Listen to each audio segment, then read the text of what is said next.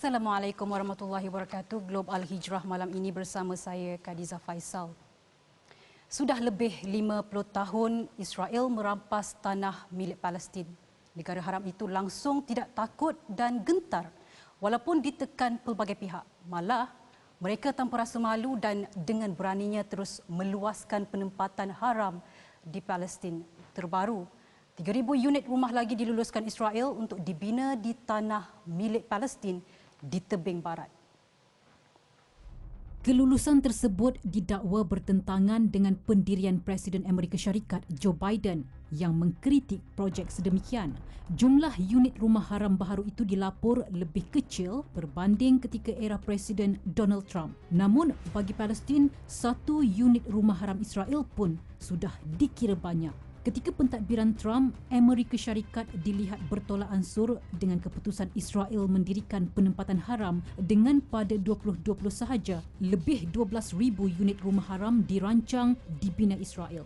Presiden Palestin Mahmud Abbas menyeru masyarakat antarabangsa untuk menentang keputusan Israel di bawah Undang-Undang Antarabangsa Penempatan Israel di wilayah Palestin yang diduduki ialah haram.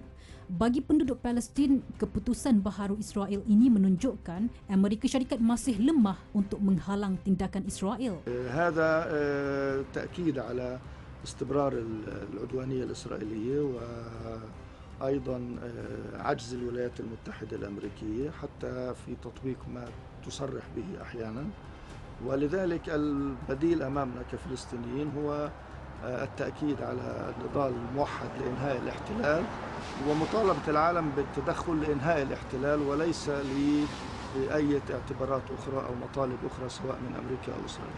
Israel amat berminat dengan tebing barat kerana bagi mereka ia adalah nadi sejarah Yahudi. Rampasan ke atas tebing barat dan timur Baitul Maqdis dilakukan Israel dalam Perang Asia Barat 1967.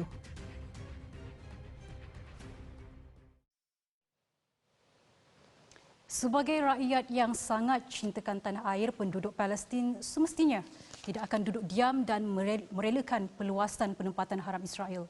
Beberapa hari selepas pengumuman Israel untuk membina lagi penempatan haram di tebing barat, satu pertempuran berlaku antara rakyat Palestin dan tentera Israel. Apa yang menyedihkan dalam pertempuran itu?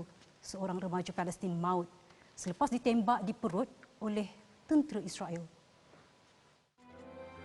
Muhammad Dadas, 13 tahun, ditembak Zionis ketika tunjuk perasaan menentang penempatan haram Israel di tebing barat. Dia dilaporkan meninggal dunia di hospital. Semalam, ribuan rakyat Palestin berkumpul untuk pengebumian Muhammad Dadas. Tentera Israel sebagai reaksi balas terhadap kejadian itu mendakwa sedang menyiasat punca insiden. Dalam pertempuran tersebut, 5 rakyat Palestin juga dilapor cedera. Penduduk Beita di tebing barat telah bergelut selama berbulan-bulan untuk mengusir peneroka Israel dan tenteranya dari kampung mereka. Ketika ini kira-kira 475,000 peneroka Israel tinggal dalam komuniti berkubu di tebing barat. Keputusan Israel untuk memperluaskan penempatan haram turut ditentang negara-negara Eropah. Dalam satu kenyataan bersama, Kementerian Luar Belgium, Denmark, Finland, Perancis, Jerman, Ireland, Itali, Belanda, Norway, Poland, Spanyol dan Sweden menyuarakan tentangan kuat mereka terhadap dasar perluasan penempatan di seluruh wilayah Palestin yang dijajah. Kenyataan negara Eropah itu dibuat selepas setiausaha negara AS Antony Blinken membantah rancangan penempatan tersebut semasa panggilan telefon dengan Menteri Pertahanan Israel Benny Gantz.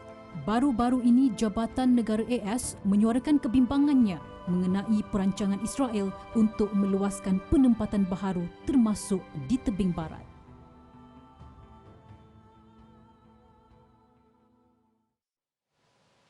Sementara itu, pada Selasa lalu, beberapa keluarga Palestin yang berdepan kemungkinan diusir dari kediaman mereka menolak cadangan Mahkamah Israel dalam kes undang-undang menentang peneroka Yahudi.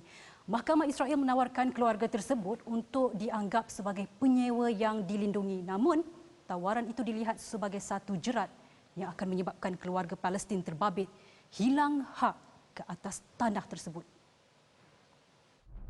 Menurut wakil keluarga terbabit yang juga aktivis media sosial Muna Al-Kurd, keluarga Sheikh Jarrah menolak tawaran untuk dianggap sebagai penyewa kepada sebuah organisasi peneror ke Israel, Nahalat Shimon. Pada Mei lalu, pertikaian mengenai kemungkinan pengusiran 4 keluarga Palestin di Sheikh Jarrah mencetuskan ketegangan hingga menyumbang kepada perang 11 hari antara Israel dan pejuang Palestin di Semenanjung Gaza.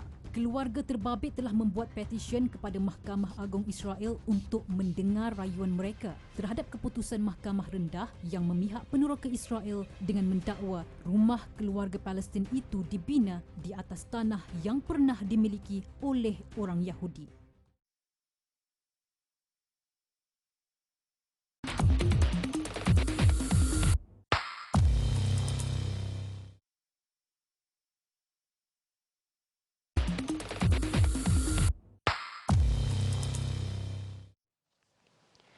Alhamdulillah bertemu kembali.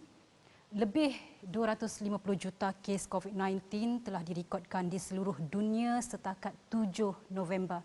Daripada jumlah itu, kira-kira 5,61,000 nyawa terkorban akibat virus maut itu. Britain baru-baru ini telah meluluskan penggunaan pil antiviral COVID-19 yang mampu mengurangkan sebahagian risiko kematian atau kemasukan ke hospital.